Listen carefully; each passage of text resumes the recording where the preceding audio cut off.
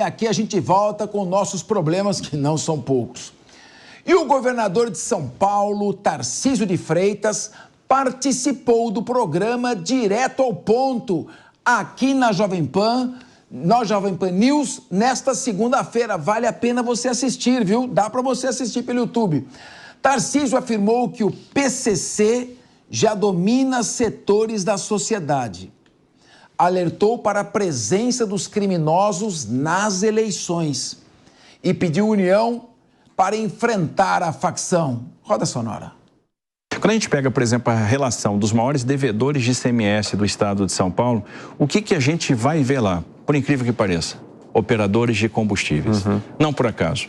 E aí, aí começa a elisão fiscal, isso associado, então, à adulteração do combustível, à lavagem do dinheiro. Então, essa união aí com o GAECO tem sido fundamental. O GAECO tem operacionalizado, tem conduzido essas investigações junto com a inteligência da polícia para seguir o dinheiro. Aí entra a Receita Estadual, a Receita Federal. Existe uma mobilização gigantesca e agora é importante que todo mundo perceba que se a gente envolver COAF, se a gente envolver Receita Federal, Receita Estadual, Ministério Público Federal, Ministério Público Estadual, Polícia Federal, Polícia Civil do Estado de São Paulo, Polícia Militar, a gente tem uma esperança de começar a resolver o problema. E aí aquele negócio, vamos caçar o registro, essa pessoa está regular, está operando com pré-registro, vamos lá, vamos caçar, vamos ver qual é a situação tributária, vamos fiscalizar a qualidade desse combustível, vamos ver a licitude desse negócio. Ora, uma coisa que preocupa a gente agora, principalmente em época de campanha eleitoral, o financiamento do PCC a campanhas eleitorais. Sim. O ímpeto de fazer vereadores, fazer prefeitos, porque esse dinheiro depois vai voltar. E é uma forma de lavagem também, porque ele financia a campanha e o dinheiro do financiamento da campanha volta na forma de contratos, seja na exploração do lixo, seja na prestação de serviço de terceiro. Então nós temos a situação de prefeitos que tinham contratos assinados com sintonia final do PCC. E o descaramento é tão grande que ele não usa um laranja, um terceiro para assinar esse contrato. A empresa está no nome do próprio sintonia final do PCC, como era o caso do Meia Folha na Baixada Santista, que morreu agora no início do ano nas operações. Então, assim, é uma situação, de fato, muito preocupante. Agora, parece que as pessoas começaram a acordar para a gravidade do crime organizado. E se a gente não asfixiar o crime organizado e asfixiar com inteligência, esse crime vai se tornar cada vez mais poderoso, vai tomar outros contornos, e é o contorno de milícia, o contorno da venda, da prestação de serviço, sobretudo serviço de segurança, e vai destruir todos os negócios lícitos, destruir os empregos, destruir a própria economia do Estado. Muito bem. Meu querido Diego Tavares, essa foi a resposta do governador a uma pergunta que eu fiz, abrindo a entrevista no Direto ao Ponto, que vocês podem acompanhar na íntegra. Em 1993, o PCC se resumia a 8 jogadores em um time de futebol dentro de um presídio em Taubaté. Hoje ele se transformou na maior organização da América Latina, superando inclusive as máfias mexicanas. Ele se encontra com os seus braços estendidos, como disse o governador, em todos os setores, público, privado, setor de combustíveis. Agora, eu indago a você. O governador fala na necessidade da formação de uma força-tarefa. Receita Federal, Receita Estadual e Receita Municipal. Ministério Público Estadual e Ministério Público Federal. Polícia Civil, Polícia Militar, Polícia Judiciária. Prefeituras, fundamental. Então, a união de todos esses órgãos, das instituições, atuando em sintonia, pode ajudar. Agora, você veja, se eles movimentam mais de 300 bilhões de reais, nós estamos longe de atingir um objetivo, mas já é um começo, né? Pois é, Capês, eu acho que, e já registrando aqui os meus parabéns ao governador Tarcísio, o primeiro passo nessa longa caminhada em combater o crime organizado no país é reconhecer a gravidade do problema. Pela fala que nós repercutimos aqui agora do Tarcísio, está muito claro que o Tarcísio sabe que o PCC é um problema grave, sabe que é um problema que vai ser difícil enfrentar e sabe que as soluções não são as soluções populistas que muitas vezes são vendidas por aí. É realmente um enfrentamento de forma inteligente, um enfrentamento utilizando tecnologia, um enfrentamento também com muitas operações policiais. É uma guerra, infelizmente, que nós estamos travando. Mas, ao que parece, o nosso governador aqui do estado de São Paulo reconhece a gravidade do problema, isso é o mais importante.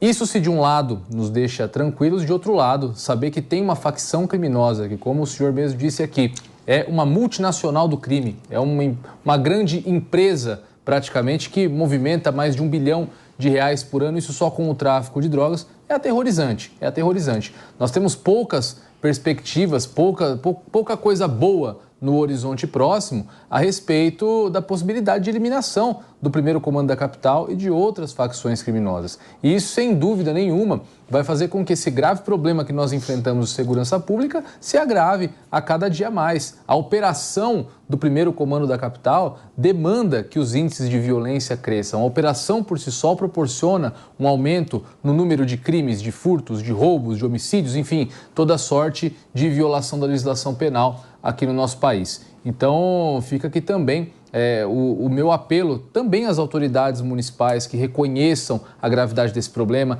também ao nosso governo federal, ao nosso ministro da Justiça, que reconheça a gravidade desse problema e que, de fato, seja formada uma força-tarefa entre todos os envolvidos, todas as instituições elencadas aqui pelo professor Capês, para que se faça um combate a essa grande instituição que hoje é o primeiro comando da capital, ao Comando Vermelho e a todas as outras facções que operam aqui no país. Porque, do contrário, infelizmente, o futuro do Brasil, sob a perspectiva que nós temos hoje, é se tornar um narco-estado. Claro que quando se fala grande, grande só no tamanho. Exatamente, evidentemente. Meu querido Laércio Uliana, e aí, o que fazer quando o dinheiro já entra na terceira fase da lavagem de dinheiro? São 3 fases da lavagem. A última fase é a fase da integração. O dinheiro já está integrado com aparência de licitude, o que torna ainda mais difícil a asfixia financeira da organização. Olha, Capês, quando chegar essa fase extremamente complicado, que é desse ar de licitude, seja tendo alguns empreendimentos como postos de combustível ou hotéis, como já apontou aqui o governo municipal, estadual de São Paulo e por aí vai. O principal ponto é o quê? Tem que seguir o dinheiro, tem que fazer o caminho inverso. Opa, se eu tenho uma movimentação suspeita, eu tenho que buscar qual que foi a origem da segunda escala. Porque eu consigo fazer também essa busca, rebobinar. É difícil? Lógico que é. Se fosse fácil, todo mundo estava preso. É um serviço de inteligência. Mas o governador está muito certo. Se eu não tiver essa união entre todas as forças, seja policial, das receitas, estadual, federal, municipal, dos ministérios públicos, não vou conseguir fazer isso, porque é extremamente complicado. Fato que em algum momento esse dinheiro vem do ilícito. Mas, quando eu repasso o dinheiro, eu não vou passar centavos. Vou passar uma quantidade exorbitante. E a partir dali, eu consigo sim verificar aonde que está o ilícito, aonde que estou travando essa ilicitude para tentar viabilizar. E por que, Capês? Olha, vou apresentar, vou ter um posto de gasolina, que é a fonte. Tá, tudo bem, a receita das vendas dos combustíveis é lícita, mas o dinheiro que eu trouxe da atividade criminal para integrar, eu não consigo demonstrar. Eu posso ter uma empresa antes? Posso, mas pode ter várias cadeias multiníveis que eu consigo demonstrar. Mas isso é um lastro que se faz pelo sistema bancário. Semana passada nós verificamos que o Ministério da Justiça fez um acordo com a FEBABRAM. Por quê? Tem aquele golpe do Pix, todo mundo consegue. Justamente para criar um rastro para você identificar o criminoso. Então, hoje em dia, onde o dinheiro de papel é mais escasso e as transações eletrônicas operam em maior quantidade, eu consigo fazer esse rastreamento. Insisto, não é fácil, mas há como fazer, tem que ter uma boa vontade e a união dessas instituições. Sozinho ninguém vai conseguir nada. Meu querido Diogo da Luz, dos trechos da entrevista do governador, por isso que eu peço às pessoas que assistam, vale a pena, ele aborda a questão da mudança da legislação. E, pela experiência que eu tenho, mais de 3 décadas, promotor, professor, não adianta só mexer na pena. Você tem que mexer. E também já não adianta mais mexer só nos institutos de investigação, já teve muitos avanços nesse setor. É a questão do perdimento dos bens. Tem que se permitir um certo direito penal de terceira velocidade que autorize o confisco de patrimônios a partir de indícios. Infelizmente, desde que demonstrada a prova plena, primeiro tem que ter a prova plena de que é uma organização criminosa, mas não organização criminosa essa que usa para qualquer coisa, organização criminosa mesmo, não é? É organização criminosa como é uma organização criminosa e não como muitas vezes se tipifica aqui no Brasil. Uma organização criminosa como a do PCC, havendo prova da sua existência, bastariam indícios para que houvesse o confisco dos bens e depois, sim, com a inversão do ônus da prova, se provasse que aquele bem não pertence à organização, você poderia devolver. Essa é uma maneira. O follow the money não pode ser só uma frase, ele tem que ser seguido de uma estratégia e um amparo constitucional e legal. O governador falou isso. Sem dúvida, Capês, tem que fazer tudo isso que o governador disse, tem que fazer o que você está falando também, de dar mais velocidade ao judiciário para que possa dar perdimento a esses bens, porque você tira um bem do criminoso, ele fica com menos recursos e mais dificuldade. Mas tem que fazer uma outra coisa também que poucas pessoas estão falando. Se a gente estudar a história do crime organizado no mundo, ele cresce conforme existam proibições. Quanto mais proibições a gente cria, mais a gente dá fôlego para o crime organizado, porque os legais não entram. E nós temos alguns casos que seriam simples, eu acredito que a enorme maioria da população concordaria comigo, que não deveriam ser proibidos. Cigarro eletrônico vai virar uma excelente ferramenta para o crime organizado. Agora tem um que é muito maior, os imóveis irregulares do estado de São Paulo. Nós temos 4 milhões de imóveis considerados ilegais, portanto clandestinos, pelo governo estadual, governos municipais e pelo federal. Por quê? Porque a regra estabelece tantas coisas para que o imóvel possa ser legal, entre elas o tamanho mínimo de 125 metros quadrados, enquanto tem pessoas que moram em imóveis de 10, 12 metros quadrados e não têm o direito do título de propriedade. O que acontece com isso? Não há loteamentos legais, oficiais, para pessoas mais pobres, e tudo isso fica na mão do crime organizado. É só você andar pela periferia de cidades grandes e ver que o crime organizado domina os bairros. E são os bandidos, é o PCC que acaba fazendo o papel do cartório para dizer de quem é a casa, quem pode ir lá, quem não pode ir e tudo isso. Portanto, se a gente olhasse para essas coisas e regularizasse esses 4 milhões de imóveis de pessoas de bem que moram e o Estado não os reconhece, a gente já tiraria uma gigantesca arma do PCC, porque a gente legalizaria essas pessoas e elas não precisariam depender mais deles e não teriam que dar dinheiro para eles. O PCC é o maior loteador do estado de São Paulo e do Brasil. Capês, eu gostaria de fazer um comentário em cima da sua pergunta direcionada ao Diogo, chamado perdimento. Sabe bem que minha área de atuação é direito aduaneiro, importação, exportação e tributário. No direito aduaneiro, ali, Diogo, nós temos o perdimento. O que acontece? Vem uma importação com uma irregularidade, algum documento falso, depende do grau. A fiscalização, que é da Receita Federal, ela vai lá e identifica, justamente chama o contribuinte, vem cá conversar. Nessa primeira fase, não demonstrando isso, Capês, nós temos o chamado perdimento. E ocorre por um processo administrativo, que por um lado também é bem criticado, diga-se de passagem. Mas o que acontece? Se eu tenho esse perdimento hoje na aduana, essa indisponibilidade do bem, mando para leilão, qualquer coisa. Eu estou garantindo a esse importador ou exportador esse direito à defesa. Caso eu reverta, o Estado vai lá e indeniza. Não é nem precatório. Nossa preocupação precatória, não.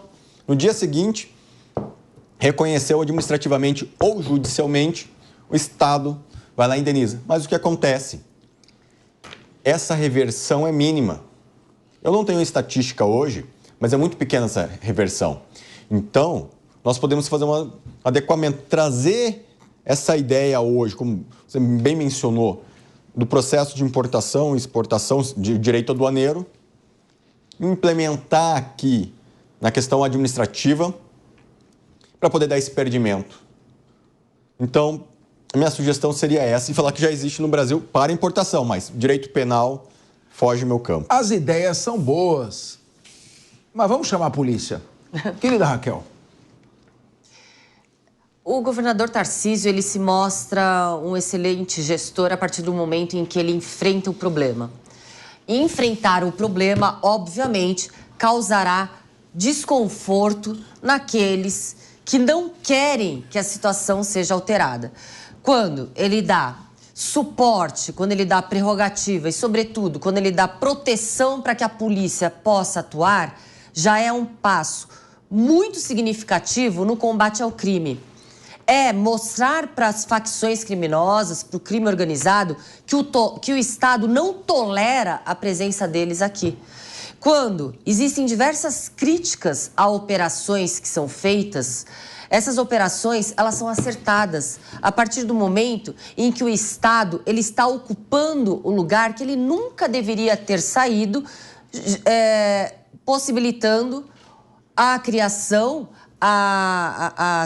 o sustentáculo e o crescimento de uma facção criminosa que ultrapassou fronteiras do Estado, não só do Estado, como de forma nacional. A negação, e inclusive tivemos uma entrevista excelente, também no Direto ao Ponto, né, professor, com o promotor Lincoln, a forma de negar o problema fez com que esse problema se proliferasse e ultrapassasse fronteiras. Então, o governador, ele está muito consciente, de forma muito competente, dando estrutura, enxergando o problema de frente e combatendo de acordo com a possibilidade dentro do espectro legal. Mas o recado que se dá é, no estado de São Paulo, a facção criminosa não estará confortável. E uma investigação conduzida pelo Ministério Público de São Paulo revelou que agentes da Guarda Civil Metropolitana atuavam contra ou com, Diego? Com. Não, é com. Com? Não é com. Com? Cooptados pelo PCC? Juntinho com o PCC. Nossa, então agentes da Guarda Civil Metropolitana atuavam com o PCC para transferir usuários de droga para a Cracolândia sob pedido de propina. Então traz mais dependentes que eles vão continuar comprando a droga.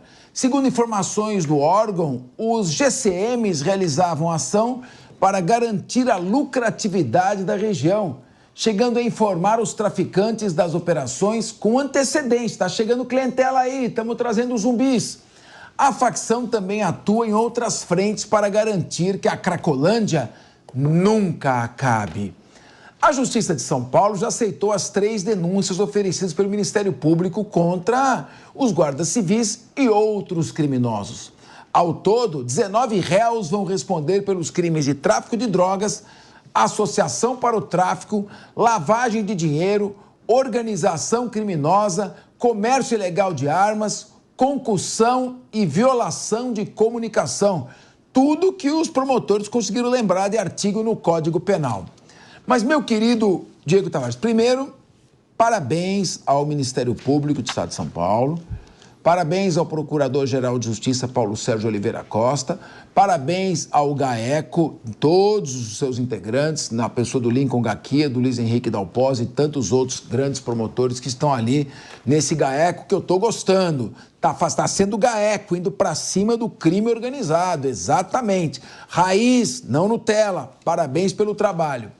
Agora, meu querido Diego Tavares, aí a gente vê a ingenuidade de certas posições românticas, como o usuário tem o direito de ir e vir. Pois é. O usuário tem o direito de ficar jogado ali, naquelas ruas. Ele tem o direito de não ser tratado, tem o direito de não ser internado. Então vamos respeitar esse é o direito humano dele. Mal sabendo que uma interpretação como essa é inocente e útil de organizações que pegam esses coitados, zumbis, mortos-vivos que perderam o livre-arbítrio para colocarem eles ali ao alcance dos traficantes que vão entrujando cada vez mais droga para matá-los. Ou seja, o direito de ir e vir é apenas o direito de não ser salvo, o direito de uma morte mais rápida, Diego Tavares. Pois é, Capês, e isso se dá justamente porque não é só o tráfico de drogas, não é só o crime organizado que lucra muito com a Cracolândia. Existe ali uma rede de outras instituições que também mantém as suas atividades ali de forma muito lucrativa, prestando assistência a esses dependentes químicos de forma ininterrupta, o que prova, mais uma vez, que a Cracolândia é um problema multifatorial, é um problema que demanda o exercício de diversas pastas, de diversos temas e diversas especialidades do Estado para que nós consigamos resolver essa grave crise humanitária que nós temos no centro de São Paulo de uma vez por todas. Mas também preciso registrar aqui os meus parabéns a essa operação que está provando que, de fato, é com inteligência que nós vamos conseguir combater o crime organizado. Nem o discurso de leniência com a criminalidade que é encampado por alguns grupos políticos e nem com aquele discurso de só no arma e bala é que nós vamos conseguir resolver esse problema. Precisamos entrar nos meandros do crime, até porque, como nós estamos aqui noticiando, muitos policiais estão envolvidos diretamente com o crime organizado. Eu venho dizendo aqui já há algumas semanas que não é novidade para ninguém que o PCC infiltrou dentro das polícias muitos de seus membros, assim como formou muitos advogados, assim como fez com que alguns desses advogados, por eles formados, passassem em concurso da magistratura do Ministério Público. O crime organizado está profundamente enraizado na estrutura estatal brasileira. Então, não é somente com o poder bélico das nossas polícias, das nossas forças de segurança pública, que nós vamos conseguir fazer esse combate. Ao que parece, nós estamos tendo um vislumbre de sucesso com as operações de inteligência aqui do secretário Derrite, do governador Tarcísio. Eu espero que essas operações sigam nessa toada para que nós possamos, pouco a pouco, ir dissolvendo os braços financeiros e as operações do PCC aqui na cidade de São Paulo e em todo o nosso estado. Olha, eu quero perguntar para você o seguinte, Diogo da Luz. Existem duas opções. Ou o governo fica naquela zona de conforto, eu não entro na região dominada pelo crime organizado, eu não vou incomodar o tráfico impede aqueles crimes violentos que apavoram a população e vamos ficar numa boa. Ou o governo sai da zona de conforto e vai para a zona de confronto. Ele entra nessas áreas dominadas pelo crime organizado. É claro que tem que ser antecedido por uma planificação de inteligência. A inteligência da Polícia Militar de São Paulo é uma extraordinária, da Polícia Civil Judiciária também. Então eu pergunto para você, é a hora definitivamente de sair da zona de conforto e partir para um confronto, não um confronto de sair dando tiro que nem louco, um confronto inteligente, planificado. Diogo da Luz. Zé Capes, eu acho que realmente estão começando a enfrentar e tem que fazer, como você disse, sair da zona de conforto e ir para o confronto. Não é o confronto contra as pessoas, é o confronto ao problema, é o enfrentamento das dificuldades, da busca das soluções. Tem que ser resolvido isso. Essa desculpa de que é um direito da pessoa de ir e vir e ela pode fechar a rua, lógico que não. Isso aí está servindo de cortina de fumaça para proteger o crime organizado que está no meio dessas pessoas faturando dinheiro vendendo drogas. Se fosse o simples direito de ir e vir que tinha que ser respeitado, então eu poderia me juntar com os amigos da rua e fecharíamos a entrada e a saída da rua e só abriríamos quando nós quiséssemos entrar e sair, porque afinal de contas é o que muitas pessoas fazem. Vão lá e instalam suas carroças, seus pertences na rua e na calçada. É claro que esse direito não existe. A rua é pública, é para todos. Nós podemos ir e vir e não nos instalar num determinado local. Tem que enfrentar com passos lentos, mas passos constantes sempre até acabar. Começando indo atrás dos criminosos, que são o grande problema. Depois, tem muitas pessoas ali que, bem realocadas, encontram trabalho, sem dúvida alguma, conseguem voltar para suas casas, conseguem se recuperar. E tem algumas que estão há mais de 2, 3, 4 anos com mais dificuldade de recuperação, sem dúvida. Está cheio de hotéis ali. Faça um convênio com os hotéis que estão ali, não com os da bandidagem, com hotéis sérios. E é que essas pessoas possam ficar abrigadas lá para dar assistência, dar acompanhamento, uma vez, 2 vezes, 3 vezes, depois de 10, 20 vezes, você consegue reencaminhar grande parte das pessoas. O que não dá para aceitar é que nós, uma cidade rica como é São Paulo, com 12 milhões de habitantes, não conseguimos resolver o problema de 30 ou 40 mil pessoas que estão perdidas e sofrendo na mão do crime. Rapidamente, Laércio Liana, para depois dar tempo da Raquel Grenati, é omissão do Estado permitir que essas pessoas fiquem aí nesse estado em que se encontram? Ou seja, o Estado tem o dever de se abster e deixá-las lá, usufruir do direito de liberdade, ou o dever de tratá-las e socorrê-las? Olha, Capês, eu entendo que o Estado não pode deixar essas pessoas lá. Tem que acompanhar essa região. Justamente, mas tem algumas ONGs que falam que tem o direito de ir e vir. E vai governo, passa o governo, tem algum governo que é mais ostensível, outros que nem tanto. Mas, na minha opinião, não deve ser isso. Mas também tem uma culpa ainda, uma devida parcial, como você diz, dos Nutellas, que acha bonito. Tem coisa, tem o direito de ir e vir. Desculpa, quem usa crack, cocaína e por aí vai, não tem noção do que se passa. Essa pessoa já tem outro mundo. Então, caberia o Estado fazer um acompanhamento melhor, justamente para fazer essa intervenção no momento adequado. Raquel Galinatti. Admitir que pessoas que perambulam como zumbis humanos nas ruas têm o direito de ali permanecer é admitir que contribui para a permanência da miserabilidade humana, para a permanência da vulnerabilidade social permanente. Mas existe sim o mercado da miséria, aqueles que exploram os moradores de rua, aqueles que exploram a miséria, a degradação humana para ali lucrar. Visto bandidos que infiltram instituições de Estado, ONGs com roupagens de bondade, mas na realidade praticam a crueldade porque fomentam a permanência de seres humanos entre ratos e baratas. Vamos encerrando o programa de hoje. Eu agradeço a audiência e agora vocês ficam com o 3 em 1, com o Evandro Cini. Evandro Cini, você fez crossfit hoje? Já me disseram que você é adepto do crossfit. Olha, que o Diego Tavares te entregou. Tá certo? Um abraço a você, a todos os debatedores e pede pro Piper não maneirar, que ontem ele estava ácido no Direto ao Ponto. Ontem, Piper, na hora que o governador deu ali uma distraída, o bote aconteceu. Valeu, Capês, um abraço pra você, seus bandos de futriqueira aí nesse linha de frente, que fica olhando a rede social da gente e fofocando aí depois. Um abraço pra todos vocês.